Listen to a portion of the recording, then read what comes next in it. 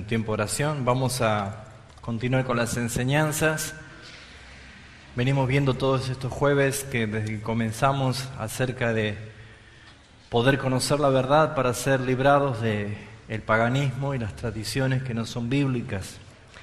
Y hay que siempre identificar el por qué suceden las cosas, qué es lo que pasa, cuál es el motivo de por qué el cristianismo moderno, los cristianos de este último tiempo, abrazan tan ciegamente las tradiciones, las costumbres, como si fuesen bíblicas.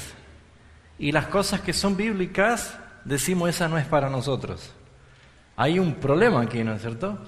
Entonces, creo que es muy importante tratar de descubrir por qué el cristiano de hoy tiene este problema principal. ¿Por qué el cristiano de hoy manifiesta una preocupante y alarmante ignorancia sobre las cosas? Entonces, es necesario ver que la palabra de Dios, como decíamos el jueves pasado, toda la Escritura, dice el apóstol Pablo, es inspirada por Dios. Tiene el soplo, el aliento de Dios. Y es útil, dice. Es útil para enseñarnos, para corregirnos, para convencernos, para instruirnos. Yo creo que ninguno de nosotros que estamos acá hemos nacido sabiendo la Biblia y entendiendo la Biblia. Vamos creciendo, vamos aprendiendo. En algún momento necesitamos todos decir, bueno, ¿qué es lo que la Biblia dice? Hay religiones en el mundo que han basado su fe o su seguimiento de acuerdo a sus creencias.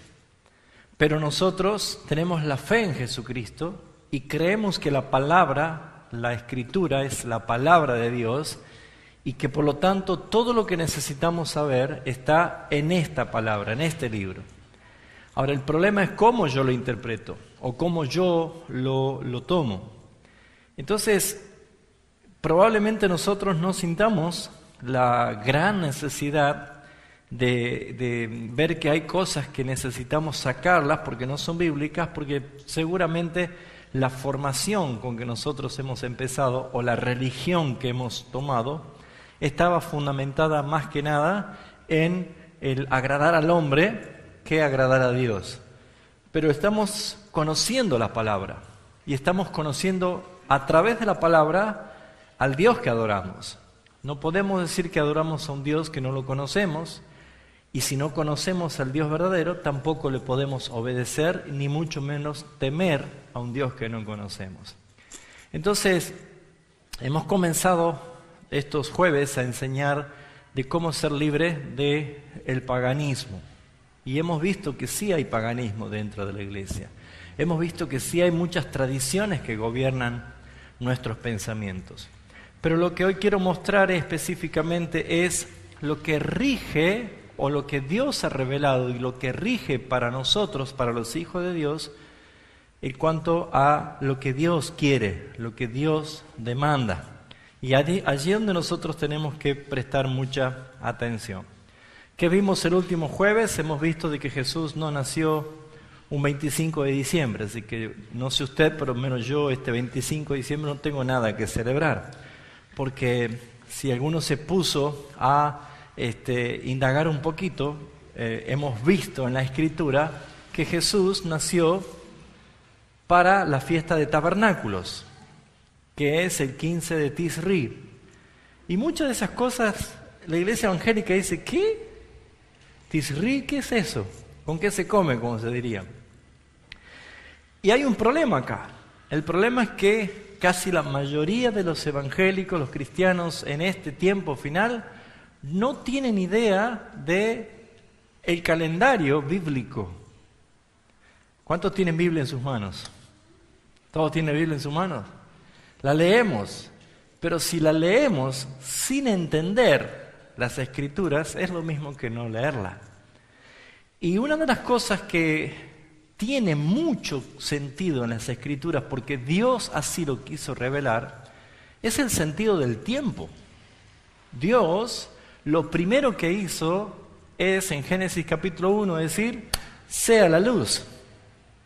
y comenzó en esa semana de la creación a determinar los tiempos. Por lo tanto, los tiempos en la Biblia son muy importantes. Y un capítulo muy conocido para todos es Eclesiastés capítulo 3, que dice: todo tiene su tiempo y todo tiene su hora debajo del sol. Y es verdad. Pero lo que vamos a ver es que la Biblia revela cosas que necesitamos como iglesia aprenderla, saberla.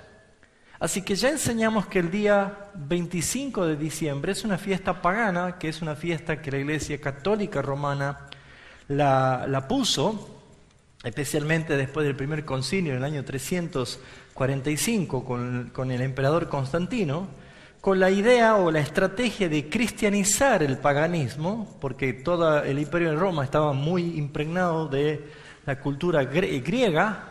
Entonces los dioses de las mitologías griegas estaban por todos lados. Entonces lo que se hizo simplemente es tratar de ubicar una imagen, una figura cristiana a las deidades griegas. Entonces lo que se está celebrando el día 25 es lo que se daba el nacimiento del solsticio de invierno, que es el nacimiento del sol de invierno. Desde allí se hace la adoración pagana al sol. Tamuz es conocido, ¿sí?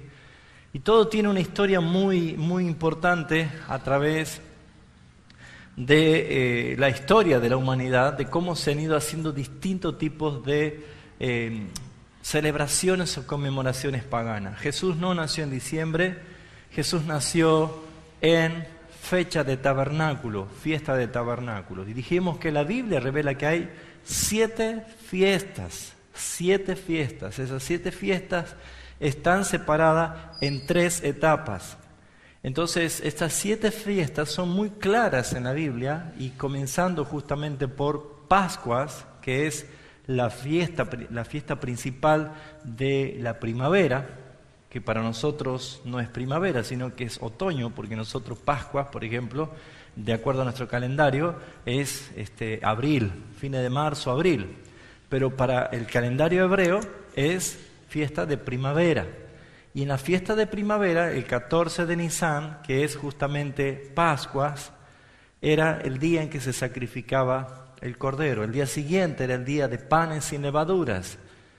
Y luego 3 días más, o sea, 2 días más, contando el día 17, ya era el día de las primicias, que es el día de la resurrección. Después de 3 días, Jesús resucitó. Y luego llegaban la fiesta de Shavuot, que son las fiestas de las semanas, o conocida como la fiesta de Pentecostés. Después de Pascua, 50 días más. Y esas son las fiestas de otoño, ¿sí? Pero luego quedan 3 para cumplirse, 3 fiestas por cumplirse. Y es las fiestas del otoño, que para nosotros ya no es otoño, sino que septiembre empieza para nosotros la primavera. Pero comienza con la fiesta del otoño, y ese mes clave llamado Tisri, que por el calendario que nosotros tenemos, un calendario del sol, no un calendario de la luna como lo muestra la Escritura, para nosotros sería septiembre, principio de octubre. No sé si alguno pudo ver la televisión o ver que ayer comenzó la fiesta de Hanukkah, ¿sí? Y se está celebrando como todos los años. Y muchos dicen, es una fiesta para judíos. Y saben, hermanos, vamos a tratar de interpretar un poco esto. Se llama la fiesta de las luces.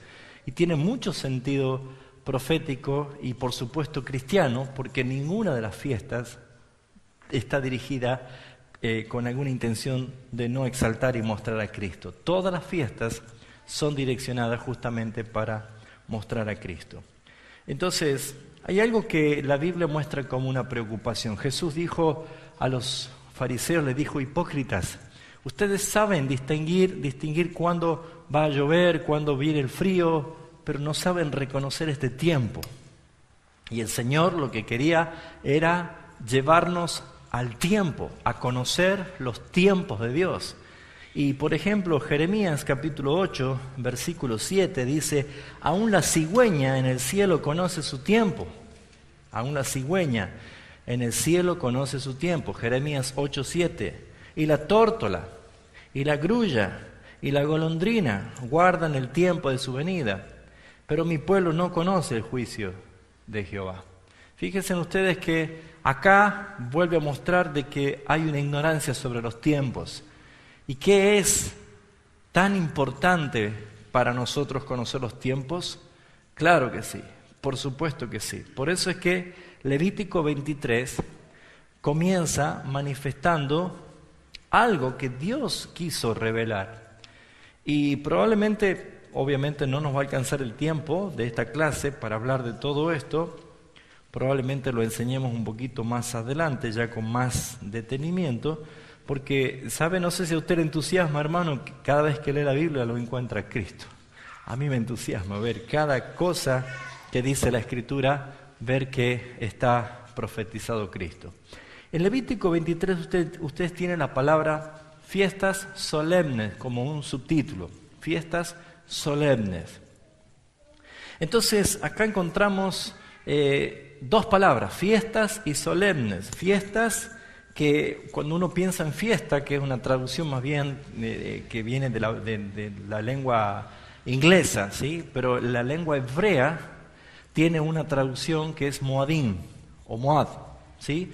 Por ejemplo, ¿qué significa fiestas en hebreo? Moadim, que son santas celebraciones o conmemoraciones. Estas fiestas son citaciones o ensayos proféticos de algo.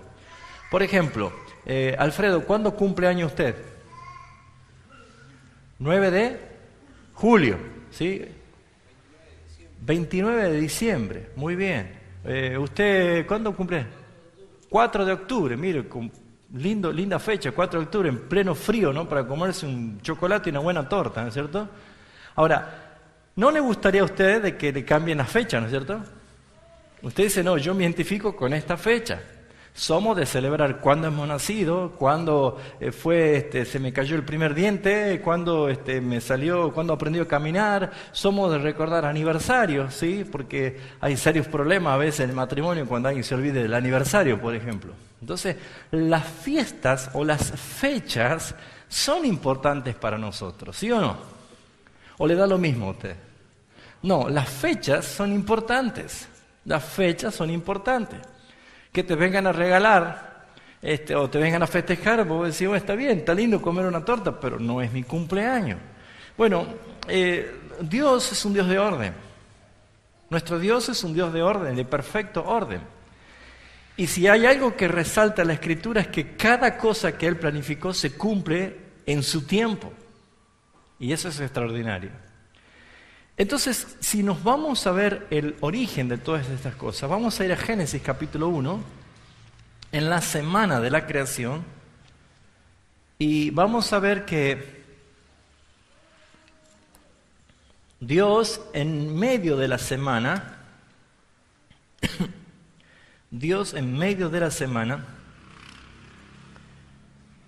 en el cuarto día, hizo algo. Versículo 14.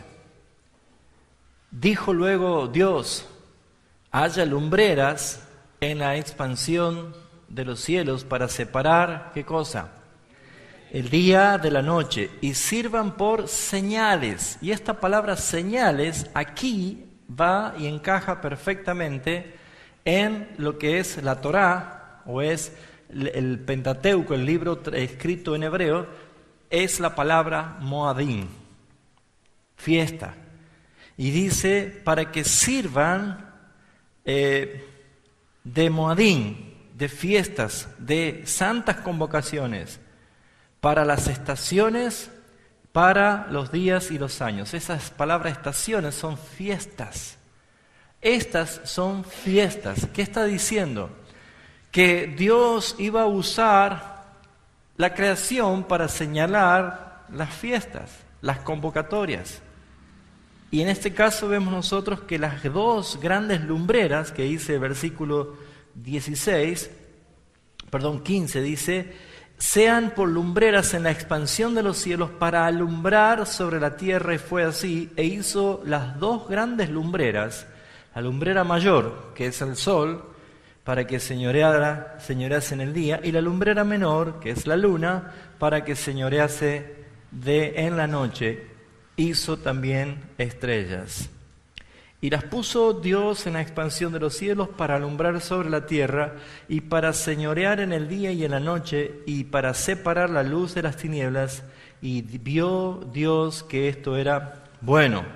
Y fíjense en cómo Dios, de acuerdo a su calendario bíblico, dice cómo es un día. Y ahí lo dice, y fue la tarde y la mañana el cuarto día. Un día para Dios comienza la tarde, cuando sale la primera estrella. El ocaso comienza el día. Para nosotros no, porque nuestro calendario es solar. ¿Cuándo se cambió esto? Por los emperadores romanos. Ellos cambiaron, porque justamente adoraban al dios Sol. Entonces, lo principal era que el Sol sea adorado y que sea regido el calendario por el sol. Entonces vamos a empezar a ver que Dios sí está interesado en que nosotros sepamos puntualmente el tiempo o los tiempos. Y una de las cosas que me gusta resaltar de las Escrituras es que Jesús nunca hizo nada fuera de tiempo. Él siempre va a decir, la hora ha llegado, el tiempo se ha cumplido, o que tienes mujer, todavía no es mi hora, ¿sí? Siempre decía el tiempo estaba impreso en todo su ministerio, en todo lo que él hacía. Por lo tanto, volviendo a Levítico 23, es importante notar justamente por qué es necesario estudiar las fiestas del Señor, ¿sí? ¿Por qué es necesario estudiar las fiestas del Señor? Primero, porque todos amamos al Señor y todos queremos participar de la obra del Señor, pero saben, hermanos, muchas veces los cristianos tienen muchas confusiones. Y yo también las tuve en un tiempo. Pero es necesario que empecemos a ver que la Escritura es para corregirnos y para enseñarnos. Pero, por ejemplo, cuando uno lee Levítico 23, lo primero que dice, esas son fiestas judías. Por ejemplo, Pascuas, panes sin levaduras, primicias, Shavuot o Pentecostés, trompeta, ¿sí? Día de la expiación, fiesta de tabernáculos. Y uno dice, esas son fiestas judías. Lo primero que tenemos que ver en versículo 1 de Levítico 23 es que estas fiestas no son judías. Primero dice, habló Jehová a Moisés diciendo, habla a los hijos de Israel. Muy bien, ¿quién era Israel? Segunda pregunta importante, porque cuando decimos quién es Israel, también vamos directamente con la mente a decir los judíos. Otra respuesta puede ser, Israel históricamente era Jacob, que peleó y luchó con el ángel y le cambió el nombre diciendo, ahora te llamarás Israel. Pero Israel también es conocido como el pueblo elegido de Dios. Pero lo que podemos nosotros llegar a la conclusión, a través de toda la Escritura, que el verdadero Israel son todos los escogidos por el Padre para salvación. Entonces, cuando esta palabra va dirigida a Israel, está dirigida también a nosotros y está dirigida también a todos aquellos que aún sin ser del pueblo judío, entraron en pacto con el Señor a través del llamamiento del Señor para salvación. Entonces lo que dice Dios le dijo a Moisés, dile esto al pueblo de Israel, las fiestas solemnes de Jehová. ¿De quién son las fiestas? De Dios, no es de Israel. Las fiestas solemnes son de Jehová. Él celebra estas fiestas. Él conmemora estas fiestas. Y como es Moadín, Él convoca, invita, es una cita, te llama a participar de sus fiestas. ¿Me voy haciendo entender? ¿Sí o no? Cuando yo cumplo años, generalmente el que cumple años es el que invita, ¿no es cierto? Porque qué feo sería cuando uno vaya a una fiesta y diga, ¿Y vos? ¿Qué haces aquí? ¿Sí o no? No es bueno, es difícil. Y eso también lo muestra la Escritura. Cuando el padre diga a uno que andaba allí, que no estaba vestido de boda, le dice, amigo, ¿cómo entraste acá? No sos invitado, ¿no es cierto? Ahora, fíjense ustedes que cuando alguien hace una fiesta, el anfitrión de la fiesta es el que invita, el que llama. Esas 7 fiestas son 7 citas, 7 santas convocaciones. Es Dios el que les dice al pueblo escogido. ¿Cuántos son del pueblo escogido de Dios acá? ¿Seguro? Claro que sí, porque fuimos escogidos para salvación. Entonces Dios le dice al pueblo escogido que estas son sus fiestas. Estas son sus fiestas. ¿Por qué? ¿Y por qué nos llama a nosotros a conocerla, a participar y a poder recordarlas? Porque estas 7 fiestas hablan de 7 operaciones de Cristo que glorifican al Padre. 7. Por lo tanto, necesitamos nosotros saber que estas fiestas son del Señor.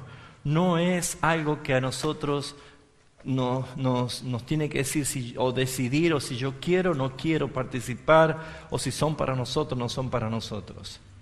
Por eso digo, ¿qué cosas se encierran dentro del paganismo de la iglesia? Por ejemplo, Navidad es una de ellas. La Biblia no nos manda a recordar su nacimiento, sino a recordar su muerte. Y si queremos recordar su nacimiento, lo mejor que podemos hacer es conocer, entender y hasta hacer una fiesta de Sukkot, una fiesta de tabernáculo. ¿Pero por qué? Porque son 7 días, desde el primero hasta el 7º, que se hacía fiesta de gran alegría, pero no terminaba allí, sino que se agregaba un día más, 8 días, y el 8º día era justamente el día donde se hacía la fiesta de la palabra. Y todas estas cosas nosotros lo hemos vaciado, papelera de reciclaje, mandamos todos estos pensamientos y ni siquiera dijimos eso es para nosotros. ¿Saben por qué? Porque tenemos una mala formación. Nos han enseñado a dividir la Biblia en 2 cosas. Y eso se llama la teología del reemplazo, que eso no es bíblico. Porque ¿qué es la teología del reemplazo? Primero, Israel es el pueblo escogido de Dios, pero como Israel lo rechazó el Señor, Dios hizo un costado de Israel, entonces ahora comienza a tratar con la iglesia.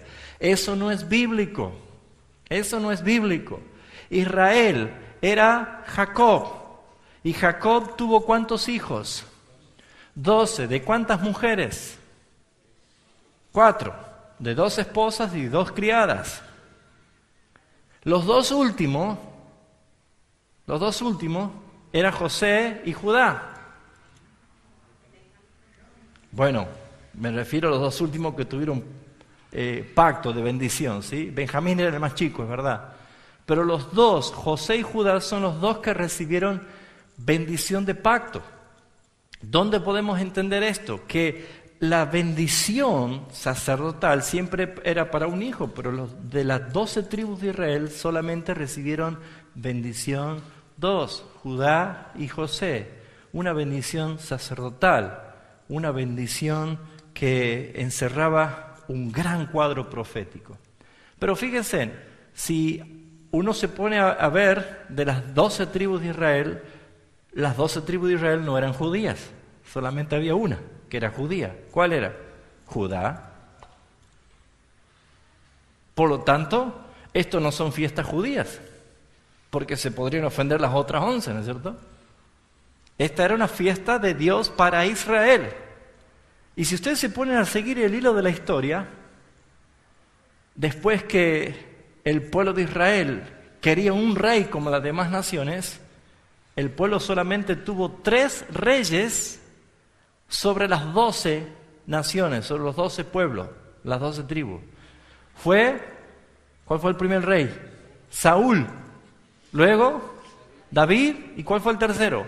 Y Salomón. ¿Y por qué hasta Salomón llegaron las 12 tribus juntitas? Porque cuando Salomón cae en apostasía y los hijos de Salomón dividen el reino, 10 tribus para el norte y 2 tribus para el sur. ¿Sí o no? ¿Vamos bien? Entonces, lo que vemos en la palabra del Señor es que Dios ya les había advertido a ellos a través de Moisés, aún antes de entrar a la tierra prometida, de que ellos, antes de cruzar el Jordán, ellos debían obedecer al Señor, guardar sus mandamientos, guardar sus estatutos, porque si ellos desobedecían, si ellos dejaban de lado y se iban detrás de dioses ajenos, dioses paganos, ¿qué iba a hacer Dios? Los iba a esparcir en diáspora por toda la tierra. Por ejemplo, Nehemías capítulo 1,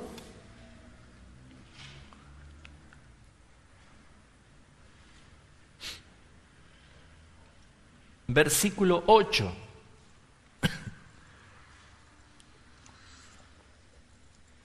Dice así: acuérdate ahora de la palabra que diste a Moisés tu siervo, diciendo. ¿Cuál era la palabra? Si vosotros pecareis, yo os dispersaré por los pueblos. Eso se llama la diáspora. Entonces fíjense ustedes, el reino del sur, Judá, cayó cautiva por Babilonia. ¿Se acuerda que estuvieron 70 años cautivos? Hasta que Dios, por medio de Ciro, volvió. Son los que volvieron. Por eso en que en la época de Esdras y Nehemías reconstruyeron el templo. Pero de las 10 tribus que estaban al norte, nunca más volvieron. Se hicieron paganos, se esparcieron por todo el mundo, por los 4 continentes, por los 4 rincones del mundo. Y aquí encontramos algo muy importante. La Biblia habla de 2 casas, la casa de Israel y la casa de Judá. Y nosotros tenemos que entender, hermanos, de que cuando habla de las 2 casas, casa de Israel y casa de Judá, está hablando de 2 pueblos, 2 palos que van a ser unidos, 2 pueblos que va a ser separada la pared y van a volver a estar juntas. Pero yo sé que muchos de ustedes están diciendo, ¿y cómo? ¿Y nosotros los gentiles? Bueno, ahí es donde quiero llegar. La palabra gentil es una palabra griega, hebrea, que es goyim, que significa fuera de pacto, paganos. Y creo que nosotros entendemos que siendo no de sangre hebrea, pero somos la Israel escogida, que estábamos por todo el mundo, hasta lo último de la tierra. Entonces, ¿qué necesitamos ver sobre esto? Debe acomodarse o reacomodarse en nuestras cabezas el concepto de que nosotros somos la Israel espiritual del Señor. Sobre esto necesitamos ver un poquito qué es lo que el apóstol Pablo nos enseña y nos dice en Romanos capítulo 11. Romanos capítulo 11. Cuando está hablando el apóstol Pablo acerca del remanente de Israel, ¿saben qué es lo que me gustaba a mí de Pablo? O sea, Dios tenía un mensaje para los gentiles, ¿no es cierto? Para los pueblos que estaban fuera de pacto. ¿Y a quién escogió Dios? Ustedes fíjense en que de todos los apóstoles, el único que era un rabino era Saulo. El único que conocía perfectamente la Torá, la palabra de Dios. Todo el Antiguo Testamento era Saulo.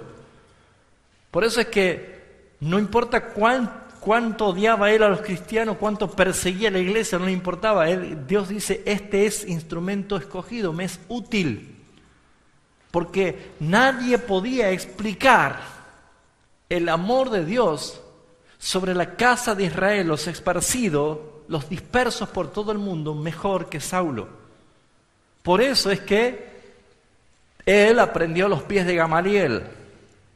No era posible que cualquiera vaya a estudiar con Gamaliel. Tenía que ser alguien muy, muy conocedor de la palabra, y ese era Saulo. Por lo tanto, cuando escribe el capítulo 11 del libro de los Romanos, él comienza diciendo, digo pues, ¿ha desechado Dios a su pueblo? En ninguna manera, porque también yo soy israelita, de la descendencia de Abraham, de la tribu de Benjamín. ¿De dónde dice que era él? De Benjamín. ¿No ha desechado Dios a su pueblo, al cual desde antes conoció? Y cuando nosotros interpretamos esto, pensamos que el pueblo como nación, pero lo que está hablando Pablo es al pueblo escogido, es la Israel espiritual, los hijos de la promesa. No ha desechado Dios a su pueblo, al cual desde antes conoció. ¿O no sabéis qué dice de Elías la Escritura? ¿Cómo invoca a Dios contra Israel diciendo, Señor, a tus profetas ha dado muerte y tus altares han derribado, solo yo he quedado y procuran matarme? Elías pensaba que estaba solo, no hay nadie más. Pero sin embargo, ¿cuál fue la respuesta divina? ¿Pero qué le dice la divina respuesta? Me he reservado 7,000 hombres que no han doblado las rodillas delante de Baal. Me gusta la numerología profética y bíblica cuando habla de los 7. Número de perfección, número perfecto, divino. Y cuando habla del 1000, 7,000, está hablando de plenitud, de escogidos. Y ese era el pueblo a quien tenía que llegar el mensaje, que ese pueblo es usted. Si usted llegó a creer el Evangelio de Jesucristo, es porque usted fue un escogido para salvación. Así también, aún en este tiempo ha quedado un remanente escogido por gracia. Y si por gracia, ya no es por obra. De otra manera, la gracia ya no es gracia. Y si es por obra, ya no es gracia. De otra manera, la obra ya no es obra. ¿Qué pues? Lo que buscaba Israel no lo ha alcanzado, pero los escogidos sí lo han alcanzado. Y los demás fueron endurecidos. Como está escrito, Dios les dio espíritu de estupor, ojos que no vean y oídos que no, con que no oigan hasta el día de hoy. Y David dice, se ha vuelto su convite en trampa y en red y en tropezadero y en retribución. Se han oscurecido sus ojos para que no vean y agóbieles la espada para siempre. Estamos mostrando lo que era la consecuencia de haberse alejado de Dios. Digo pues, dice el versículo 11, ¿ha tropezado los de Israel para que cayeran? En ninguna manera, pero por su transgresión vino la salvación a los gentiles, a los goyín, los que estaban sin pacto. ¿Y usted se acuerda de lo que Pablo escribe en Efesios capítulo 2? Ustedes que en otro tiempo estaban lejos de los pactos, sin esperanza, sin Dios, sin Mesías, por esta transgresión. Pero no es que Dios ha dejado de lado, porque aquí empezamos a ver nosotros que es muy importante la obra de la gracia del Señor.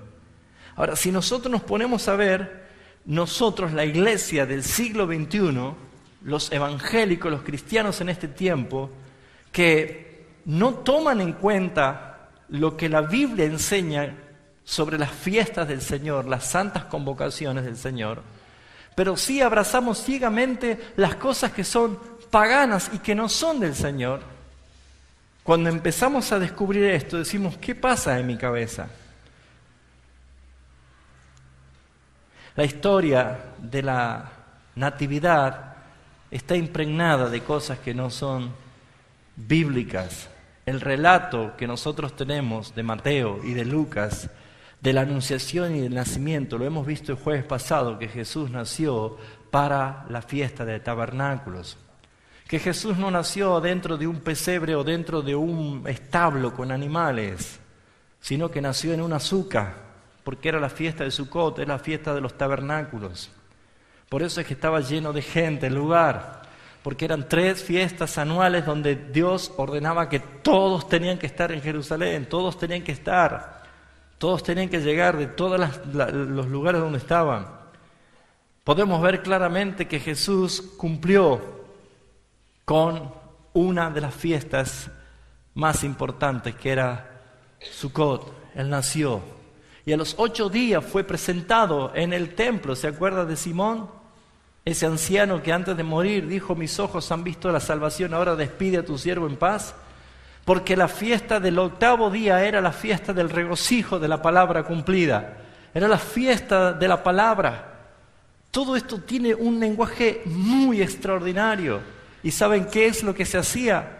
En el templo había, en el patio del atrio, estaba el atrio de las mujeres, que eran como una especie de gradas o palcos o tribunas, donde estaban todos los varones, y que en la fiesta del día 8, la fiesta de la palabra, conocida también como fiesta de las luces o de las luces, se podía celebrarlo. Todos los varones saltaban y danzaban y celebraban por el 8º día del gran regocijo que tenían. Y había en el medio de los patios una torre, digamos así, como un pilar, donde salían 4 brazos con 4 recipientes que se ponía aceite y se ponía una mecha donde se encendía la luz. Y eso era la luz para todas las fiestas que hacían en el tabernáculo. Ahora, fíjense en ustedes, esa fiesta tenía un alto significado porque las 4 puntos eran los 4 puntos cardinales. Eso habla de la creación. La celebración que Jesús vino a cumplir es: Él nació el día 15 de Tisri, que justamente hace referencia a la fiesta del tabernáculo, y 7 días más, cuando se cumple la fiesta de los tabernáculos, el 8º día Jesús es presentado, y eso es lo que se estaba mostrando, que Jesús es la luz del mundo. ¿Saben con qué se hacían los mecheros? Con las túnicas, las ropas de los sacerdotes, que ya estaban en desuso, eran viejas. Ese lino sacerdotal se lo impregnaban del aceite y se la ponían, y esas eran las mechas que ardían. ¿Y usted se acuerda cuando Jesús estaba en la cruz? ¿Qué hicieron con su túnica? La partieron en 4. Él es la luz del mundo. Él es la luz de las naciones. Es un diseño perfecto. Por eso es que podemos ver nosotros de que la palabra no deja ninguna cosa al azar, a la suerte, sino que todo es un perfecto cumplimiento de cada cosa, mis hermanos. Tenemos que entender que nosotros, los que nos hemos convertido por la gracia del Señor, somos nosotros el olivo silvestre que ha sido injertado al verdadero. No es al revés. No paganizamos al Dios verdadero, sino que nosotros nos hicimos transformados a Él. ¿Se entiende lo que estoy diciendo? Pero la Navidad no tiene nada que ver con las fiestas bíblicas, y mucho menos el árbol de Navidad, ni el panzón rojo llamado Santa Claus. No tiene nada que ver, son fiestas paganas y diabólicas. Si usted se pone a prestar atención, tiene mucho que ver con la vieja historia de Europa sobre la fiesta de las Saturnalias, las fiestas que se hacían en honor a Saturno, donde había mucho alcohol y mucha promiscuidad, mucha desenfreno. No tiene nada que ver, son fiestas totalmente paganas que se hacía únicamente idolatría al dios Sol. Lo mismo con todas las celebraciones que nosotros podemos estar viendo que este mundo nos lleva a celebrar. ¿Sí o no? Muchas cosas están impregnadas de la iglesia romana en nuestras cabezas y costumbres. Todas estas cosas deben ser depuradas de nuestra mente. Pero ¿qué podemos ver nosotros? El significado de las fiestas son importantes. porque la palabra Moad significa cita, un tiempo señalado, un ciclo que comienza, una asamblea, un tiempo determinado, un tiempo preciso. No sucedía cosas fuera de tiempo, sino que todo estaba a su tiempo. Entonces, ¿qué es lo que podemos ver? La Biblia enseña que el calendario de Dios está expresado en sus fiestas. Pero nosotros, que no tenemos costumbre hebrea, que no entendemos el calendario hebreo, tenemos un serio problema, ¿no es cierto? Les aseguro que si yo les digo que me nombre los 12 meses del año, lo diría de memoria, hasta un niño puede decirlo, ¿no es cierto? Enero, mayo, junio, julio, septiembre, octubre, noviembre, diciembre. Dígamelo en hebreo.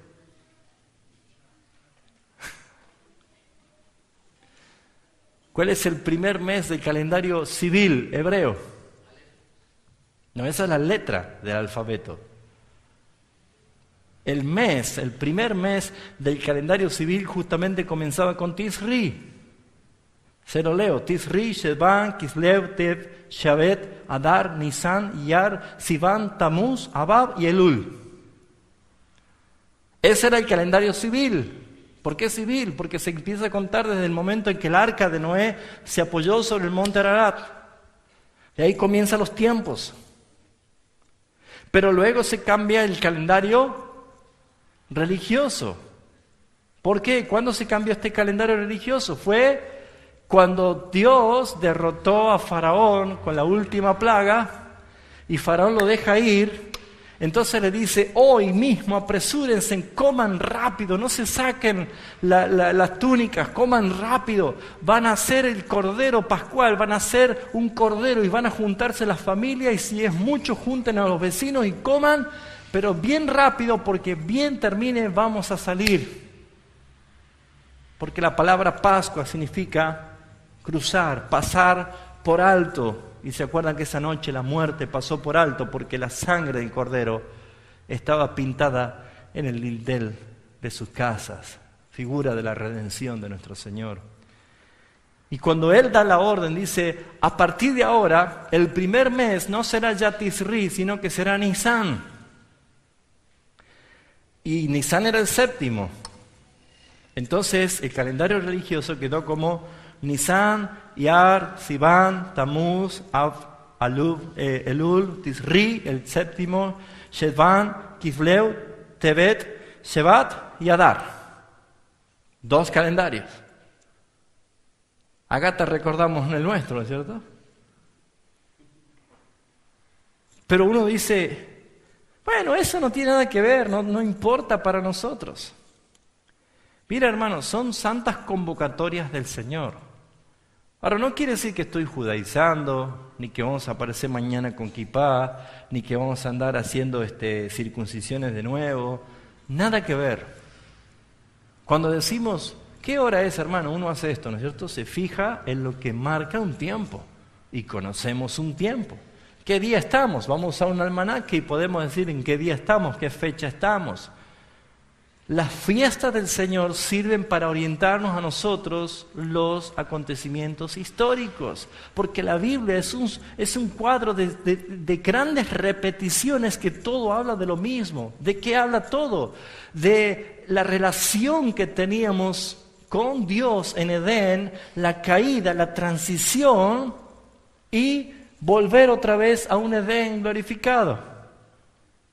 ¿De dónde parte digamos así, el pacto y la promesa de Abraham? De Canaán. Y fue por Egipto. ¿Y dónde volvió Israel? A Canaán, la tierra prometida. ¿Por qué? Porque el cielo no es nuestro destino, hermano, el cielo es nuestro origen.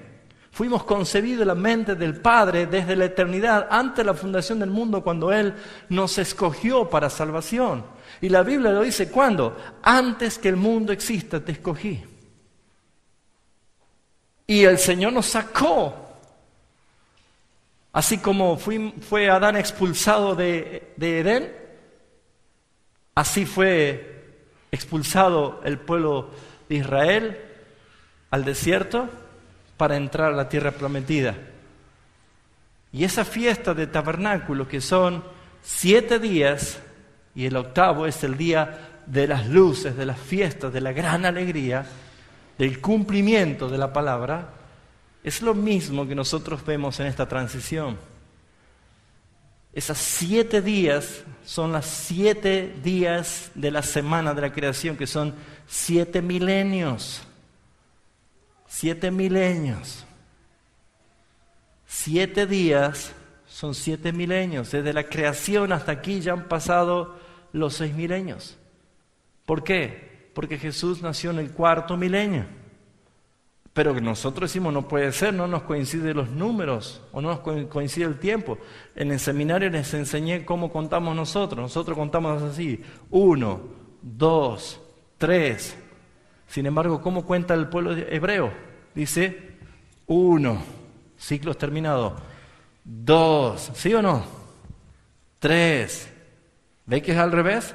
Nosotros decimos 1. Pero ellos dicen al revés. Ellos dicen el ciclo terminado, 1. Por ejemplo, si yo mañana cumplo años, yo voy a cumplir mañana 45 años. Y festejamos 45 años, pero no lo hemos cumplido. Estoy empezando a cumplir el año 45. ¿Sí o no? ¿Cuántos años tenés, Juan? ¿23 cumplidos? Se están cumpliendo, ¿no es cierto? ¿Cuándo vas a cumplir los 23? O sea que tenés un año menos, ¿no es cierto? Nos conviene el calendario hebreo, ¿no? Por lo menos un año menos tendríamos. ¿Pero por qué? Porque nosotros, nuestra cultura es diferente. Leemos la Biblia con nuestra mentalidad totalmente occidental. Vemos, interpretamos las cosas con una forma occidental. Pero la Escritura nos muestra otras cosas. Entonces, los 7 días son 7 milenios, pero contados como la Biblia lo muestra. Jesús nació en el cumplimiento del año 4000, o sea, fines del 4000. Jesús nació fines del 4000, cumplimiento del año 4000. ¿Cuántos años de era cristiana llevamos ya? ¿En qué año estamos? 2014, o sea que si literalmente tenemos que poner en exactitud para nuestro calendario que 4.000 más 2.000, ¿cuánto es? Los 6.000 años ya están cumplidos, o sea que estaríamos caminando de punta de pie en el 7.º milenio, ¿sí o no? Y el 7.º milenio es el Shabbat de Dios, es el reposo de Dios, es el tiempo de entrar en reposo. Y nuestro reposo, nuestro Shabbat es Cristo. Por eso esas fiestas de tabernáculo, que son 7 días, representan a estos 7 milenios. Y vamos a entrar en el día de la fiesta, en el día del cumplimiento, cuando venga nuestro Señor y sea glorificado en la transformación, en la glorificación. ¿Me va entendiendo, hermano? Es muy importante poder comprender esto. Ahora, las fiestas del Señor, esas fiestas solemnes que nosotros vemos en Levítico 23, tienen interpretaciones claras. Primero, civiles, religiosas y proféticas. Por ejemplo, Pascuas, por si alguno está notando, es el 14 de Nisan, Nisab Abid, porque para nosotros vendría a ser más o menos entre fines de marzo, principio de abril, ¿sí? Nada más que nuestra formación cultural y más nosotros los argentinos, ¿no? Esperamos ver cuándo es carnaval y según eso contamos 40 días y ponemos la Semana Santa, ¿no es cierto? Se está todo mal en la formación calendaria nuestra. Pero Pascuas, esto se cumplió por Jesús. Estas fiestas de primavera se cumplió por Jesús. ¿Por qué? Porque Él es el Cordero. Pablo dice, Cristo, nuestra Pascua, ya ha sido sacrificada, ya ha sido celebrada. Pero sin embargo, otro paganismo absorbe la Pascua. ¿Por qué? Porque Semiramis, la esposa de Nimrod, la que era una bruja pagana de aquel tiempo, tuvo un hijo con Nimrod, llamado Tamuz. Pero dice la palabra que este hijo nació supuestamente, ¿cómo se diría? La historia, pero no la historia, sino la mística de esto, la superstición, dice que ella recibió un rayo y quedó embarazada, y por eso que ese rayo de sol que llegó a ella, ella era la madre de Dios, porque era la madre del Dios del hijo sol que estaba naciendo en ella, que era Tamuz. Por eso ustedes van a encontrar en todas las iglesias católicas, cuando levantan la hostia aparece el sol, el cáliz está el sol, y van a ver el sol por todos lugares. Y todo esto van a encontrar, ¿por qué? Porque hay un motivo. Acuérdense que la iglesia romana, y desde Constantino, se apoderó de todo el paganismo y lo cristianizó, lo transformó, le cambió la camiseta nada más. ¿Y qué dice el Señor? Dios recibe ese tipo de fiestas, Dios recibe ese tipo de actitudes. Veamos lo que dice Deuteronomio capítulo 12, versículo 29. Hay una advertencia clara de parte del Señor.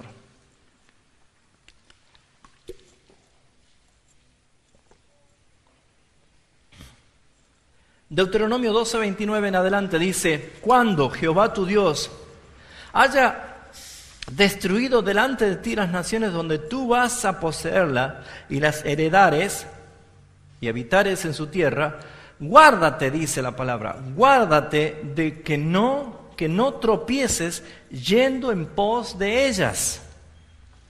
¿Para qué? Dice después, guárdate que no tropieces yendo en pos de ellas después que sean destruidas delante de ti. No preguntes acerca de sus dioses diciendo, de la manera que servían aquellas naciones a sus dioses, yo también les serviré. ¿Qué está diciendo? No vayan a copiar las cosas que hacían los paganos a sus dioses paganos, diciendo, a ver, ¿cómo lo hacen ustedes? Entonces nosotros también vamos a hacerlo, pero es para Dios. Dios no acepta. Dios revela en las Escrituras cómo es la adoración que Él busca, no como a nosotros se nos antoja. Fíjense ustedes que apenas salió el pueblo de Israel y Moisés demoraba en bajar del monte, le dijeron al sacerdote Aarón, le dijeron, haznos dioses para que adoremos. Inmediatamente pusieron toda la recolección de oro, la echaron allí al fuego y le dieron forma como un becerro de oro. La imagen del becerro. Es lo que ellos tenían todavía, Egipto metido en sus pensamientos, Egipto metido en sus costumbres. Y el mismo Aarón dice, bueno, ya que está esto acá, vamos a hacer que esta adoración no sea para dioses falsos, sino que vamos a decir que este becerro es adoración a Jehová. Vamos, prepárese que vamos a hacer alabanza a Jehová, dijo Aarón. Dios no acepta mezclas, porque Él es un Dios celoso. Pregúntese si usted tiene el arbolito armado en su casa, o el pesebre, o las vaquitas y todas las luces de color y todas estas cosas. No, pero si yo lo hago para el Señor. Pregúntese si es Dios el que lo recibe. Pregúntese si Él es el que se satisface de esto. Es muy lindo el espíritu navideño. No existe espíritu navideño en la Biblia. Si usted es una persona bíblica, adore al Señor en espíritu y en verdad. No con paganismo, no con cosas que no tienen nada que ver. Son vacas sagradas, hermanos, que a veces tocamos y algunos se ofenden, obviamente, porque son tradiciones. Pero ya dije una vez que Dios hace hamburguesa con nuestras vacas sagradas muchas veces, ¿no? Jesús cumplió la Pascuas. Él es el Cordero. Él murió el día 14 en Nisan a las 3 de la tarde como el Cordero del sacrificio. Inmediatamente, el día 15 comenzaba la fiesta o la celebración de los panes sin levadura. ¿Saben qué consistía esto? Era una tradición, una fiesta que Dios había establecido y que ellos conmemoraban haciendo esto. El padre de familia hacía un juego en la casa con la familia, ¿sí? ¿En qué consistía ese juego? Apenas estaba cayendo la tarde del día 14 de Pascuas, ¿sí? Antes que comience la fiesta de los panes sin levaduras, el padre hacía que toda su esposa y sus hijos estén afuera. Y el padre entraba con levadura y escondía la levadura en toda la casa, escondía la levadura en todas las casas. Ese era un ritual. Y lo que sucedía era que cuando caía el sol y salía la primera estrella y comenzaba el primer día, el día de la fiesta de los panes sin levadura, el padre empezaba a cantar y a aplaudir en la casa como señal de que era tiempo de empezar a buscar la levadura. La levadura en la Biblia significa el pecado. El pecado, la iniquidad, la rebelión, todo lo que ofende a Dios. ¿Y en qué consistía? La esposa y sus hijos tenían que empezar a buscar por toda la casa la levadura y cuando encontraban, sacaban toda la levadura afuera, porque era el día de la fiesta de los panes sin levaduras. Y eso está haciendo referencia a lo que logró Jesucristo en la cruz del Calvario, cuando Él murió y entregó su espíritu y Él fue sepultado. Él llevó nuestras iniquidades, Él llevó nuestros pecados y nuestras maldiciones para siempre. Se cumplió en Cristo Jesús. Es algo precioso poder entender esto. Y como verá, nosotros no somos judíos, pero sin embargo podemos decir amén cuando sabemos estas cosas. Ahora, ¿por qué nosotros nunca tuvimos en cuenta esto? Porque nuestra mentalidad ha sido puesta dentro de una cápsula diciendo nosotros, eso es para Israel, eso son para los judíos, no para nosotros los gentiles. Pero sin embargo tenemos que entender que cualquier gentil que ha sido convertido ha sido injertado al olivo verdadero. Y estas solemnidades son del Señor, que Él convoca a sus escogidos a participar y a poder recordar. 2 días después, el día 17, comienza el día de las primicias de las cosechas de cebada. Ese es el día que se habla de la resurrección de Jesucristo. Y Jesucristo resucitó el día justamente 17 de ese mismo mes, Nisan. Es el día de las primicias. Él es el primogénito, Él es el primer resucitado. Él es la primicia del Padre, Él resucitó. Por eso es que cuando entramos a ver esta fiesta, vemos que hay gozo porque el Hijo resucitó y llevó primicias de los resucitados al Padre. Y la última fiesta de primavera es la fiesta de Shavuot, que es la fiesta de Pentecostés o la fiesta de las semanas. ¿Por qué? Porque esto fue lo que se hizo cuando Israel salió esa noche de Egipto después de haber comido la Pascua. Al otro día hacen esto, el día de la fiesta de los panes sin levaduras, pero 50 días después Moisés sube al monte y recibe la tabla, la ley moral de Dios. Recibe el cumplimiento de la ley en las 2 tablas que iba a regir al pueblo. Entonces esos 50 días están conmemorados justamente con el día de Pentecostés. Por eso Pente habla de 50. Penta es 50, ¿sí? Fíjense ustedes que cuando vemos que Moisés desciende con las tablas, esa imagen de un monte lleno de fuego, de humo, de relámpagos, de truenos, que todos estaban allí mirando y aparece Moisés con el rostro resplandeciente. ¿Se acuerdan? Eso es figura de lo que pasó cuando Jesús, luego de 50 días, Él había anunciado que se permanezcan en Jerusalén porque iba a venir la promesa, la llegada del Espíritu Santo sobre la iglesia.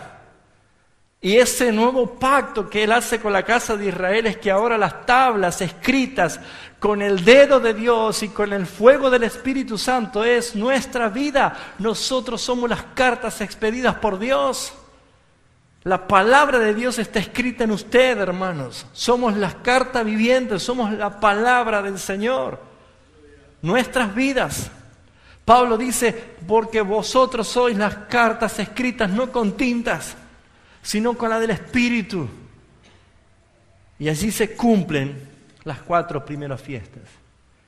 Y las 3 fiestas restantes que quedan, que se van a dar las 3 fiestas en el mismo mes, Tisri, el 7º mes.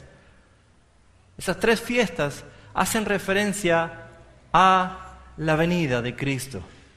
Fiesta de las trompetas, según Jesús en Mateo capítulo 24 con las señales, y Lucas 21 dice que las trompetas van a sonar anunciando la venida del Mesías. Y Pablo dice, ¿qué va a pasar cuando suenen las trompetas? Todos los muertos en Cristo resucitarán. Y también la Escritura dice, Pablo, que todos los muertos van a resucitar. Y también lo ratifica Juan en Apocalipsis, cuando habla justamente el capítulo 20, de que todos los muertos, grandes y pequeños, el mar entregará sus muertos, el sepulcro entregará sus muertos, el abismo entregará sus muertos, todos los muertos, grandes y pequeños, todos estarán de pie delante del gran trono del juicio de Dios, el trono blanco. Y ese es el día del perdón para los escogidos. Van a sentir en verdad que comienza una etapa de fiesta.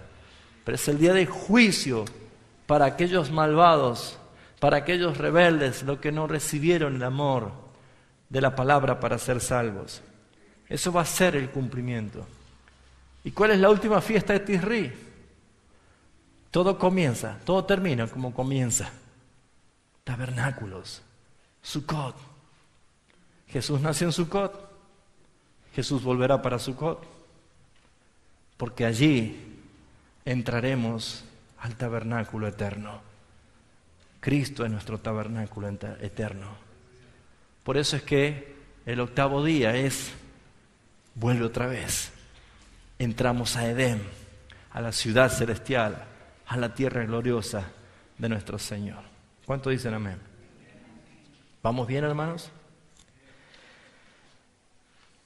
La aplicación histórica de cada fiesta es la siguiente. Pascua es la liberación de Israel de la esclavitud de Egipto en el día 14.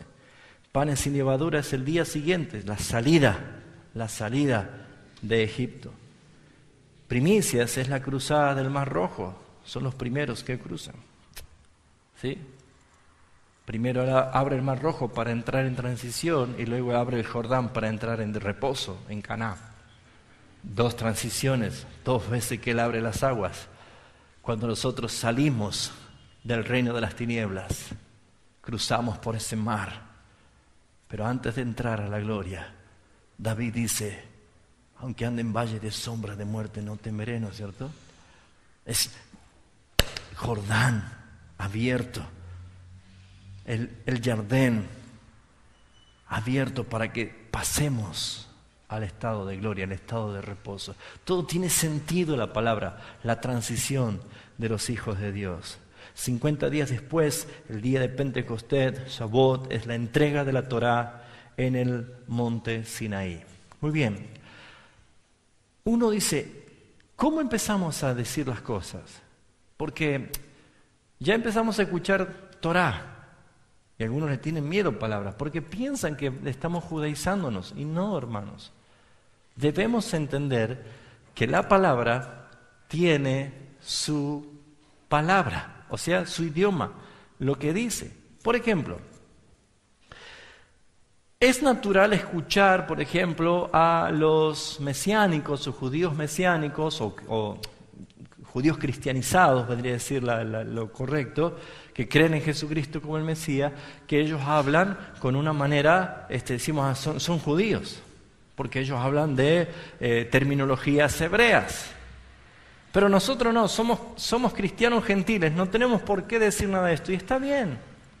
Pero saben, hermanos, hay algunas cosas dentro de la ley de Dios que debemos nosotros también preguntarnos hasta dónde nosotros podemos hacer uso de lo que dice la palabra, porque ¿quiénes somos nosotros para decir esto sí o esto no?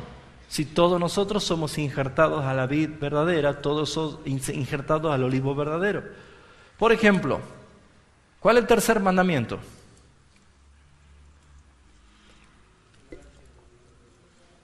No tomarás el nombre de Jehová tu Dios en vano. Y eso obviamente es blasfemar el nombre del Señor, jurar, insultar usando el nombre del Señor, hacer chistes con el nombre del Señor. Pero una de las cosas que también habla de la prohibición de no usar su nombre en vano es cambiarlo, que también ofende a Dios. Y saben, nosotros por cultura estamos muy acostumbrados a decir Dios, y no está mal. Pero fíjense, nosotros decimos Dios, ¿a quién? ¿A quién le decimos Dios nosotros? A Dios. Pero ¿cómo se llama tu Dios? Dios. ¿Se dan cuenta? Porque, ¿cómo le dicen la gente a Maradona? Dios. La mano de Dios, le dicen, ¿no? Ahora, fíjense ustedes, nuestro Dios tiene un nombre, pero no estamos acostumbrados a decirle nosotros por su nombre. ¿Por qué? Porque pensamos que eso es ser judío, pero es un nombre. ¿Usted, antes de ser cristiano, tenía otro nombre y cuando se convirtió tiene otro nombre o es el mismo nombre? El mismo. Yo me llamo Raúl antes y ahora me sigo llamando Raúl. Y me voy a llamar Raúl por la eternidad, porque es el nombre que el Padre me puso.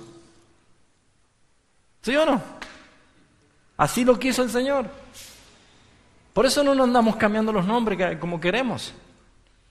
Ahora, ¿cuál es tu Dios? ¿Cuál es el nombre de tu Dios? Ya se me van a responder, el yo soy. Sí, Él dice que se llama el yo soy. Pero eso quiere decir yo soy el que quiero ser. Pero el nombre es Yahweh. Yahweh. Pero no estamos acostumbrados a decirle Yahweh. Porque pensamos que si digo Yahweh, soy judío.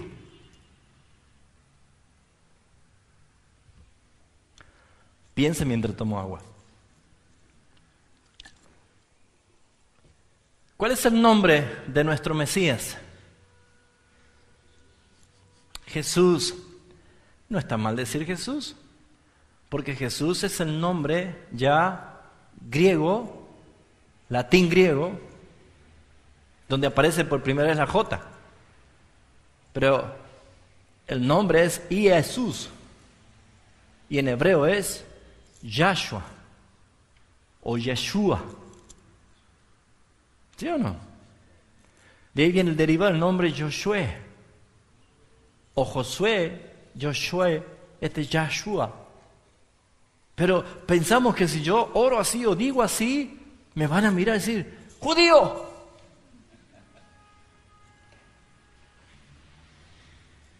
Ahora, yo conozco a Jesús el estilista.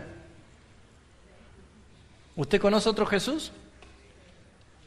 Hay un niño que ya no es tan niño, pero el niño más peligroso del Instituto Roca se llamaba Jesús. O se llama Jesús, creo que Nicolás lo ha conocido. Que a los 8 años tenía custodia policial al lado. ¿Hay alguien que se llame Jesús acá? Allá en Concepción tenemos un hermano que se llama Jesús. Tenemos un hermano que se llama Jesús, de oficio carpintero, entonces imagínense. Pero si ustedes se ponen a ver, hermanos, hay algo que en nosotros tiene que hacernos un clic. Porque nosotros hemos separado, pero nosotros hemos separado. Yo no soy de Israel, yo no soy judío, yo no soy nada que ver con el Antiguo Testamento, yo soy la iglesia. Esa es la teología del reemplazo que no es bíblica. Dios no trata con el judío y con los gentiles de forma distinta. Dios trata a sus escogidos como su solo pueblo. Y la Biblia revela que su pueblo ha sido escogido antes de la fundación del mundo, que en Abraham se evidencia el pacto de diciendo, en Abraham, en ti serán benditas todas las naciones. Gálatas capítulo 3 dice que Dios, previendo que había de bendecir a través de Abraham a todas las naciones, les dio la buena nueva a Abraham. les dio una buena noticia a Abraham, que en él iban a ser benditas todas las naciones de la tierra. Y para que no quede duda, Juan en la isla de Patmos, en Apocalipsis, él ve la visión de todos los redimidos delante del Cordero, alabando y glorificando la salvación de nuestro Dios, que estaban vestidos de ropas blancas, con palmas en sus manos, y eran de toda tribu, lengua, nación, de todo pueblo, toda etnia, todo grupo étnicos. ¿Por qué? Porque su solo pueblo está integrado por las dos casas, la casa de Judá y la casa de Israel. Y nosotros somos la Israel que estaba esparcida por todo el mundo. Por eso dice Jesús cuando ve a Natanael: he aquí un verdadero israelita. Y Pablo dijo: no todo el que desciende de Israel es israelita, porque es según la promesa, no los hijos de la esclava, los hijos de la promesa. Y nosotros somos los hijos de la promesa. Por lo tanto, no se pongan mal, no se atribule. Les aseguro que si empezamos como padres, porque me imagino que a muchos padres les empieza a doler la cabeza cada vez que empiezan a venir estas fiestas de diciembre. ¿Qué hacemos con nuestros hijos? Papá, ¿por qué no armamos el arbolito? Papá, ¿por qué no te pones el gorro rojo vos y la barba blanca? Papá, ¿yo puedo escribirle un WhatsApp a Santa Claus? Porque ellos ya están de la era de WhatsApp, ¿no es cierto? Un email. ¿Qué hacemos con nuestros hijos? Decirle no, porque esa es una fiesta diabólica y pagana, no es una respuesta. Eso no es una respuesta.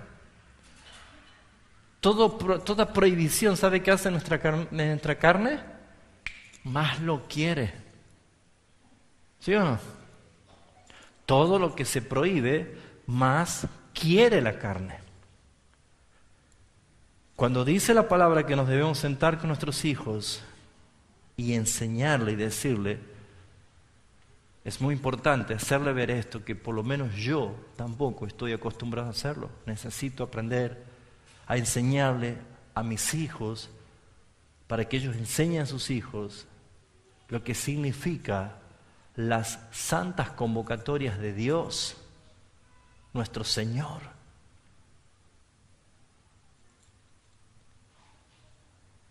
O le vamos a hablar de Melchor, de Gaspar y el negro Baltasar. No existe eso en la Biblia. No existe. Santa Claus es un invento de la Coca-Cola, como para vender más. En realidad no es un invento, lo pintó de rojo. Pero eso viene de muchísimos años, hasta de los celtas. Es una práctica diabólica. Ese Santa Claus entraba por la chimenea, donde había fuego. No creo que el niñito Dios, ¿no es cierto?, nuestro Salvador, como dice, entre por fuego, la chimenea, eso no es así. Pero fíjese que entraban con los duendes, que a los niños buenos el Santa Claus le daba un regalo, y a los niños malos los duendes los atormentaban y se los llevaban. Eso dentro de la mística, dentro de la ¿cómo se llama esto? Leyenda, gracias, de la leyenda. Pero estas cosas pero ustedes pueden encontrarla con Wikipedia, con diccionarios de enciclopedia, todo eso está allí, no está oculto. No tiene nada que ver con lo que es la Navidad. Pero sin embargo, hablarle a nuestros hijos y decirle, mire, la Pascua es Cristo porque Él hizo esto, ellos van a entender. Van a entender lo que es la fiesta de los panes y levaduras, lo que logró Cristo, que al morir en la cruz del Calvario, limpiarnos, sacar para siempre nuestros pecados. Es bueno mostrarle la esperanza de la resurrección. Nuestros hijos deben saber lo que es la esperanza de la resurrección. Cualquiera de nosotros, papás, podemos morir en cualquier momento. Y nuestros hijos tienen que tener el consuelo de la palabra, de que creen en la resurrección. No preparamos a nuestros hijos con la Escritura. No preparamos ni le decimos la verdad con la Escritura. A veces los padres le dicen a los hijos, sí, está en el cielo el abuelito. Ahora mira, ¿ves esa estrellita? Eso no es bíblico. ¿Por qué? Porque reemplazaron los mandatos, las palabras del Señor, las reemplazaron por las fábulas, por las mentiras. Contarle a nuestros hijos lo que significa la fiesta de tabernáculos, que Jesús, nuestro Mesías, en verdad, nació para cumplir esto. Les aseguro que va a tener otro significado, otra verdad. ¿Me hago entender? Pero quiero que se vaya de aquí entendiendo lo que estamos enseñando. Y no que más tarde esté diciendo, creo que el pastor ya se ha vuelto judío. Sí. No es eso, hermanos. Es más, no soy judío. Soy israelita. Verdadero israelita.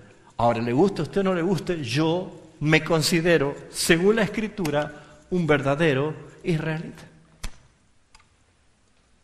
¿Por qué? Porque entré en pacto de amor con el Señor. Porque Él me llamó. Porque Él me hizo entrar en pacto. El nuevo pacto que dice Jesús. Vienen días en que estableceré mi pacto, mi nuevo pacto con la casa de Israel. Y ¿saben? Nosotros necesitamos entender esto. Por lo menos para saberlo, ¿no? Por lo menos para que cuando llegue octubre, ¿no?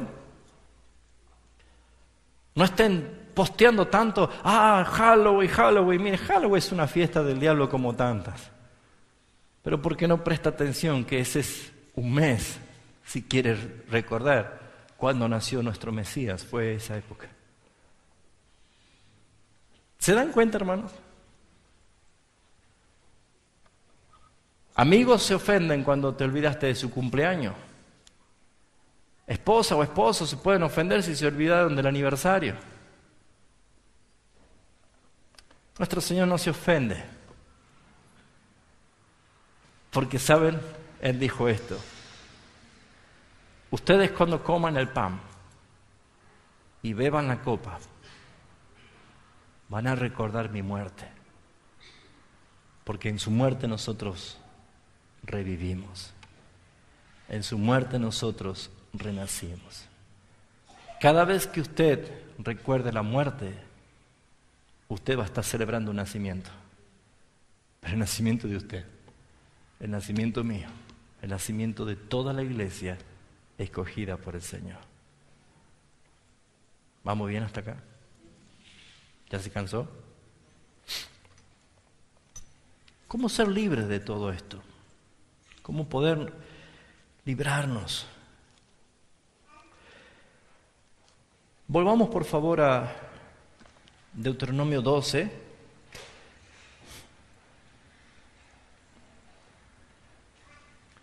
Y vamos a ver la segunda parte del versículo 30 y 31.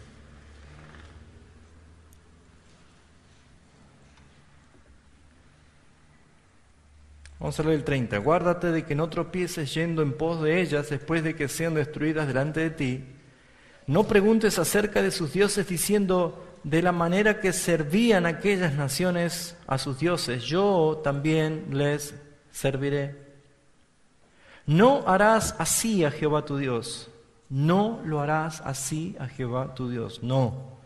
Porque toda cosa abominable que Jehová aborrece, hicieron ellos a sus dioses, pues aún a sus hijos y a sus hijas que quemaban al fuego, en el fuego, a sus dioses. Cuidarás de hacer todo lo que yo te mando. No añadirás de ello ni lo disminuirás. Dios dice, a mí no. A mí no. Todo lo que hacen los paganos, a mí no. Porque no es lo que a mí me gusta. Qué lindo este momento tan hermoso de la familia. Deben ser cinco familias que pasan muy lindo este tiempo. Las otras familias terminan peor de peleadas que antes para estas fiestas. No hay espíritu navideño. Dice el Señor, a mí no. A mí no. No aprendan. No aprendan de sus costumbres paganas. Es lo que la Escritura nos está enseñando.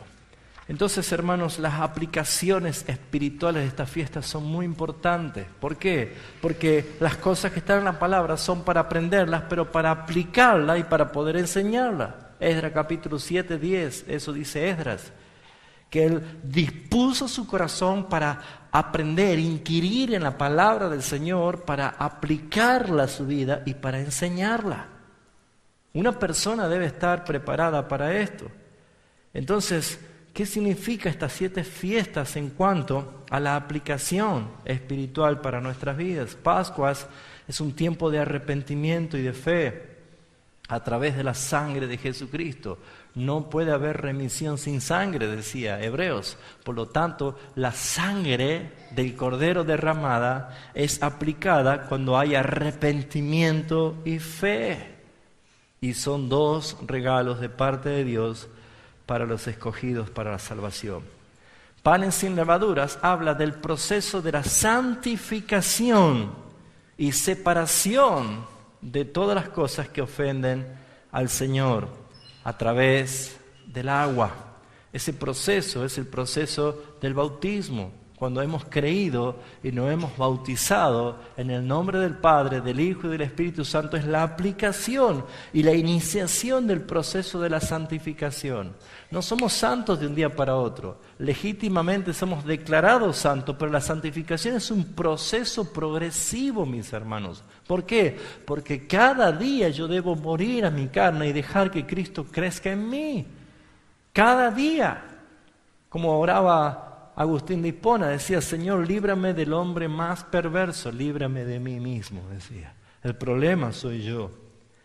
Primicias habla de caminar una nueva vida. ¿Por qué es primicia? Porque todos los días en mi transición como un hijo de Dios voy descubriendo cosas nuevas.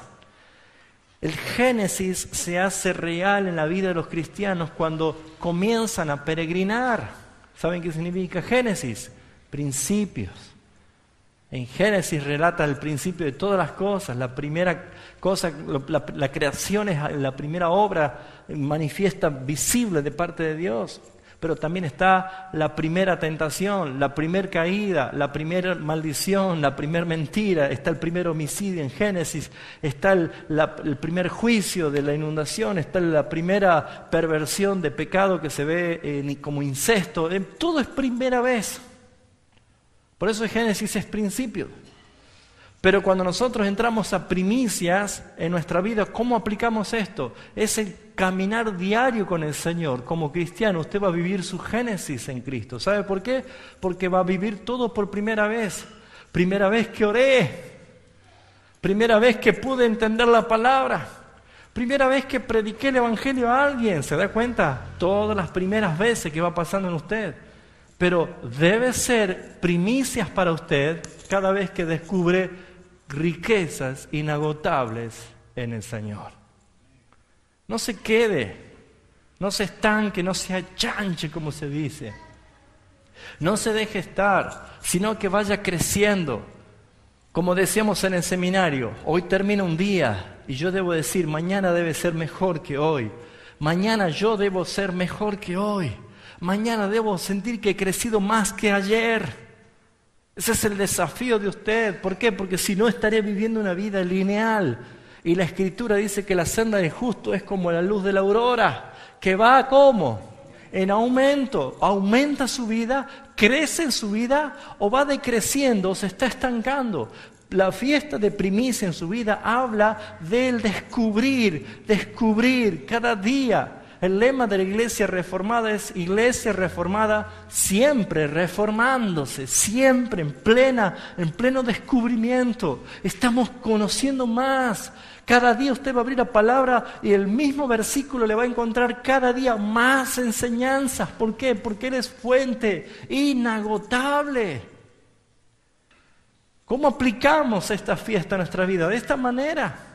Comienza por la conversión, arrepentimiento y fe a través de la obra de Cristo, el derramar su sangre. Luego sigue la iniciación de la santificación, cuando usted en las aguas del bautismo testifica que ha muerto con Cristo y ha resucitado para vivir una nueva vida. Continúa con las primicias en usted, cuando empieza a vivir una vida de descubrimiento. ¿Sabe qué me gusta a mí de Josué y Caleb? Que ellos no vieron, cuando fueron a investigar o inspeccionar la tierra prometida, no vieron que había que llevar nada, sino que había que descubrir las riquezas que habían allí. Lo demás tenía una mente muy limitada.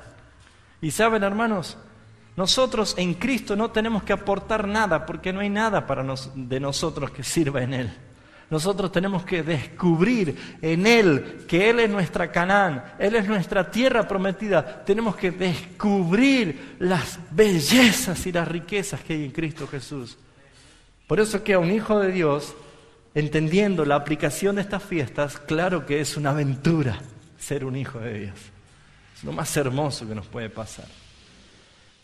Pero la fiesta de Pentecostés es el cumplimiento de la regeneración, es la transformación, es la llenura del Espíritu Santo, es la impartición del poder del Señor, es la guía del Espíritu Santo, como vemos nosotros que pasó con los 120 que estaban en el aposento alto. Ellos habían creído al Señor, habían sido testigos de su resurrección, viéndolo resucitado, viéndolo ascender a los cielos, pero faltaba el poder, el dunamis. ¿Y el poder para qué? El poder para evangelizar. Eso es lo que dice Pablo en Romanos 1:16. Porque no me avergüenzo del evangelio, porque es dunamis, poder de Dios para salvación. Y la iglesia en Pentecostés tuvo el dunamis, el poder del Espíritu Santo, porque lo primero que hicieron es anunciar el Evangelio de Jesucristo en todos los idiomas, en todas las lenguas idiomáticas que la gente oía, glorificaban a Dios y se maravillaban por cómo ellos hablaban en sus lenguas sin haber estudiado. Entonces, ¿qué es la aplicación de Pentecostés en nuestras vidas? Cuando entramos en un proceso de madurez y empezamos a ser guiados por el Espíritu Santo de Dios, y el poder de Dios, ¿sabe cómo demuestra cuando alguien ya está maduro? Cuando predica sin temor, cuando anuncia la palabra. Eso es madurez. Eso es madurez. Un niño posiblemente tenga vergüenza de pararse en la escuela a dar un versito. A un niño le cuesta quizás tomar protagonismo en una familia y decir algo, porque es niño. Pero cuando ya es mayor, cuando ya es maduro, va a pararse y va a tomar con convicción las cosas que tiene que decir o hacer. ¿Me está entendiendo? O si el jefe lo suspende en el trabajo, al otro día viene el hombre ese de 52 años con su mamá para que lo defienda y hable con el jefe.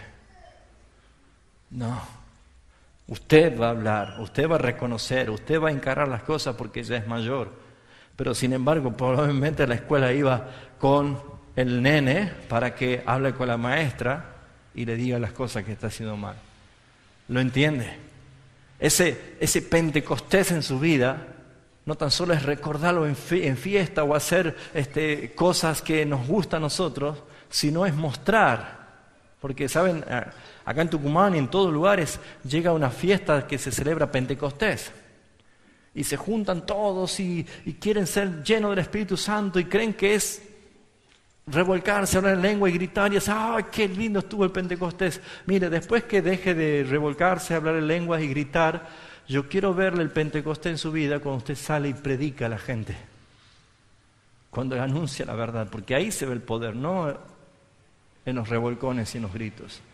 El poder es cuando anunciamos el Evangelio, cuando hablas con denuedo de parte del Espíritu Santo. Eso es Pentecostés, eso es Shavuot para usted. ¿Por qué? Porque el Señor escribió la palabra en usted. Usted es la carta leída por todos. ¿Qué es trompeta? ¿Cómo aplicamos el trompeta? El Rosh Hashanah, que es día de trompetas en nuestras vidas. Ese es oír. Trompetas es oír el llamado de Dios en nuestras vidas. Dios está llamándonos, siempre está llamándonos.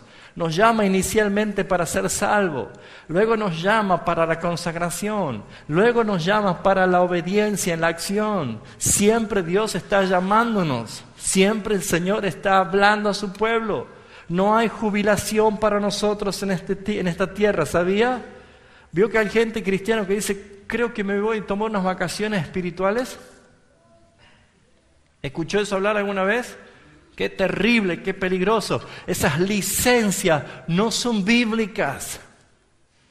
Allí estaba el gran profeta Elías, después que había hecho caer fuego del cielo, dice, Señor, yo creo que ya está, se terminó mi ciclo, ya llévame, ya me quiero ir con vos. Le dice, no, Señor, vamos, levántate, come, bebe, porque te queda largo camino por delante. Muchas cosas tienes por hacer todavía. Y te voy a decir algo, ni siquiera te vas a morir, te voy a llevar para que sigas trabajando. No hay jubilación para nosotros. Trompeta es oír. Trompetas para nosotros es oír. Pero Pablo dice, si la trompeta diera un sonido incierto, ¿cómo sabrían los del ejército qué tienen que hacer?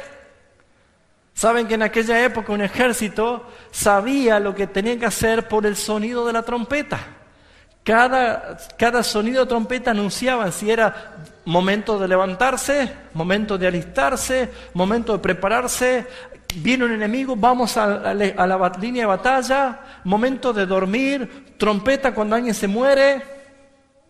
Cuando escuchaba la trompeta, sabían todos qué es lo que había. Pero si alguien da un sonido incierto, hay que ser un buen trompetista, ¿no es cierto? Si alguien da un sonido incierto, ¿qué es incierto? No sabemos qué es. No se va a entender. Bueno, los ángeles del Señor, los que están llamados a tocar la trompeta por voz de arcángel, anuncia la llegada del Señor. Mire, si usted ya no está escuchando los llamados del Señor, ¿estará usted atento para el día de las trompetas? ¿Se dan cuenta que es todo aplicable en nuestras vidas? ¿Por qué? Porque el Señor nos llama. El día de la expiación, el día de la rendición, la expiación es señal de muerte. Muerte. Para que haya perdón, muerte. Y este es el punto más difícil de aplicar en la vida de los cristianos. Es muy difícil. ¿Sabe por qué? ¿Alguna vez le hicieron alguna injusticia a usted? ¿Qué quiere la carne? ¿Y qué es la expiación? ¿Qué es ese Yom Kippur? ¿Qué es ese perdón, día de perdón? Que cuando tu carne dice, vamos, dale el gancho, métele, desquítate ahora, hacele esto, hacele aquello. La palabra te dice expiación. Es difícil para mí, porque ese me recuerda que yo estoy como juntamente con Cristo y ya no Él. Eso es Yom Kippur. Eso es día de expiación en nuestras vidas. Ceder nuestras vidas a Dios para poder alcanzar la plenitud de la vida en su presencia. Ceder.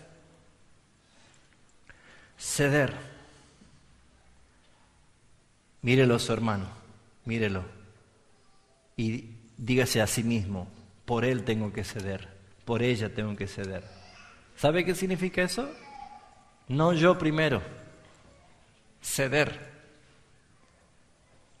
Mire, en los colectivos creo que las mujeres embarazadas y los ancianos son los mejores somníferos.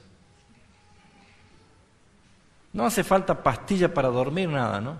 Sube una mujer embarazada o sube un anciano y todos se duermen. Increíble, ¿no?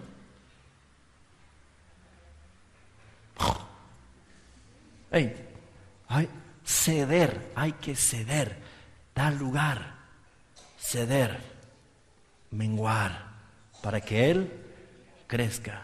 Eso es expiar, eso es expiación en usted. ¿Cuál es la evidencia de expiación en su vida? Ceder, ceder. Ahora, ceder no es de tontos, porque dicen, oh, qué tonto. No es de tonto. Los que te conocían de la otra vida te dicen, ¿cómo no has reaccionado?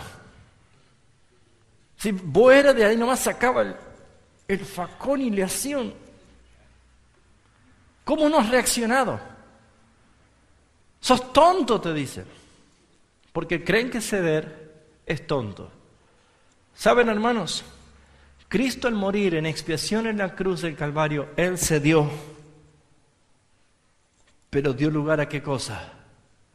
A la justicia de Dios. Él dio lugar a la ira de Dios. Él dio lugar a la implacable justicia de Dios. Y qué difícil es para nosotros aplicar esto. Pero sin embargo, más bienaventurado es dar que recibir.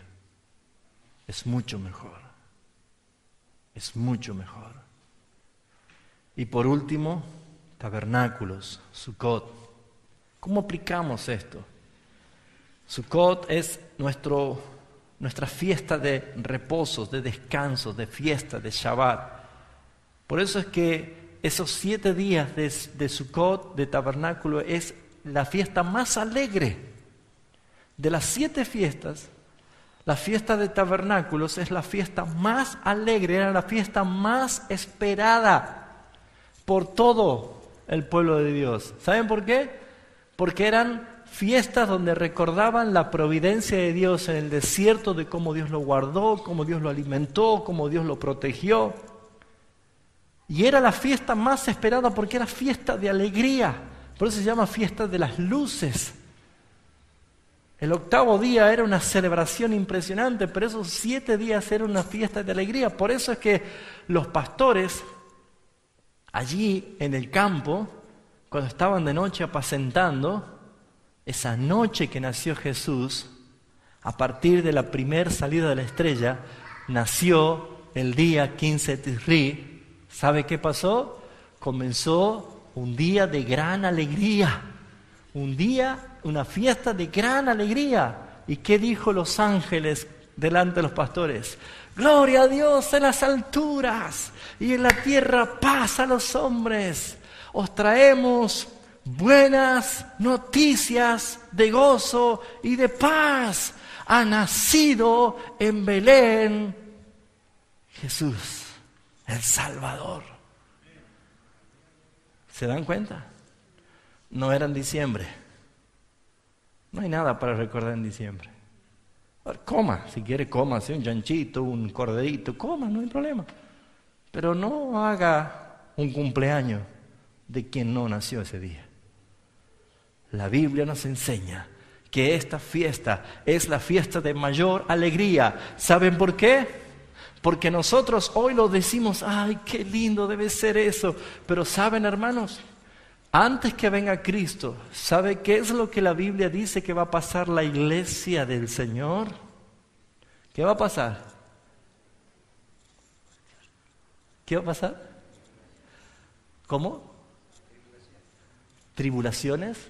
No, gran tribulación, como nunca hubo, ni la habrá. Eso dice la palabra. Pero si nosotros nos vamos antes, no, eso no dice la palabra. Pero si dice que nos fuimos creados para ira, confunden la ira del juicio de Dios con las gran tribulaciones. La palabra no dice eso. Prepare a su hijo, prepare a sus hijas, prepare a su familia, prepare porque la iglesia va a pasar la gran tribulación. Y por causa de los escogidos aquellos días serán acortados. Pero ¿qué dice el Señor?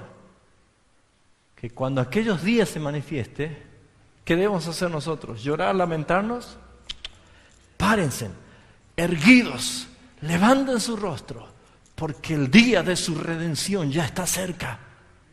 Cuando el Señor de gloria, con sonido de trompeta, vendrá y aplastará a sus enemigos bajo sus pies. ¿Saben por qué? Porque ¿saben con qué se hace el vino nuevo? Con las uvas, ¿cómo? El aceite se utiliza piedra para moler, para sacar el aceite de las olivas, de las, ¿cómo se llama? Aceitunas. Parientes míos, ¿no? Pero el vino es con los pies. Y Carolina me hacía ver algo que tantos años leí ese texto y nunca me di cuenta. Y me dice ella, ¿has notado que Jesús le dijo esa última noche en la cena que Él no volverá a probar el fruto de la vid hasta que lo beba de nuevo en mi reino? Y saben que no dice de nuevo, hasta que lo beba nuevo en mi reino. No dice de nuevo, búsquenlo. Hasta que lo beba nuevo. Nuevo. Que es un vino nuevo. Pero en Maestresala le dice, ¿cómo has dejado el mejor vino para el final?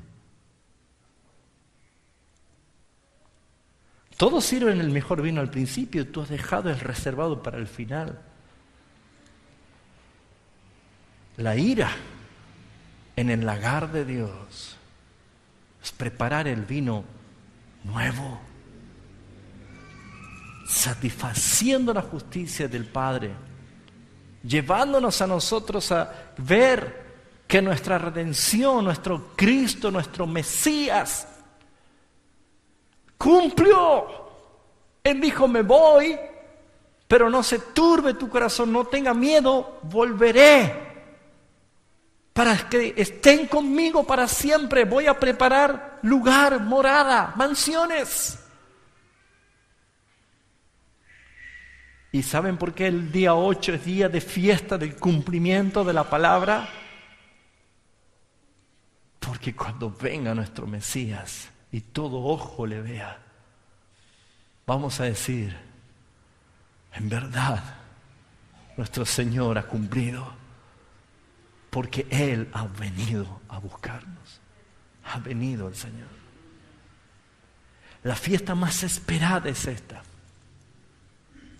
Ahora sí, Jesús nació exactamente el 14 de Nisan. Jesús fue sepultado exactamente el 15 de Nisan. Jesús resucitó exactamente el 17 de Nisan. Y exactamente 50 días después vino el Pentecostés, la manifestación del Espíritu del Cristo vivificante. Si Jesús nació exactamente el primer día de Tisri, comenzando el primer día de la fiesta de los tabernáculos, ¿por qué decimos y creemos que no sabemos cuándo vendrá el Señor? Él dice, nadie sabe el día ni la hora, pero si tenemos todas las fiestas cumplidas en exactitud, creo que algo nos está diciendo la palabra. Nosotros no sabemos cuándo es, pero sí sabemos que Él va a cumplir, porque Él dijo, no pasará ni una tilde, ni una jota de la ley que no se cumpla. ¿Se entiende lo que estoy diciendo? Amén. Estos son estudios para muchos días, que lo hicimos porque estamos culminando estas serie de enseñanzas sobre volver o consultar las sendas antiguas y andar por ellas. Pero, mis hermanos, debemos nosotros prestar atención a la palabra. Por no haber tenido en cuenta el Antiguo Testamento, no entendemos el Nuevo. Y déjeme decirle para terminar, el Antiguo Testamento es el Nuevo Testamento que estaba velado.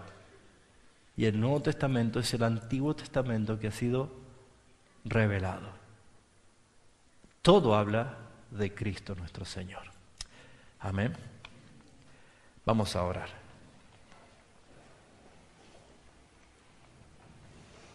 Es un perfecto diseño del Señor. Me gozo al ver y entender lo que las Escrituras nos quieren enseñar, pero es un perfecto diseño del Señor. Te damos gracias, Padre Celestial, por permitirnos en esta noche una vez más aprender de las Escrituras. Enséñanos a reconocer tus tiempos. Enséñanos a conocer las santas convocatorias, las citas divinas, esos ensayos que 4 de ellos se cumplieron perfectamente. Por eso entendemos que los 3 restantes van a ser cumplidos perfectamente. Ayúdanos a entender que somos el Israel de Dios. Ayúdanos a entender que fuimos injertados al olivo verdadero. Ayúdanos, Señor, a limpiarnos de todo paganismo y tradiciones y filosofías y sutilezas huecas de los hombres y no según Cristo. Ayúdanos, Señor, a ser veraces en la adoración.